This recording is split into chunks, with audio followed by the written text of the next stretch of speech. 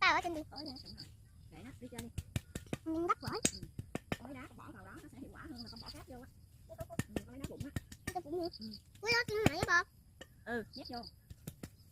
Có trời ơi trời mà trời trời.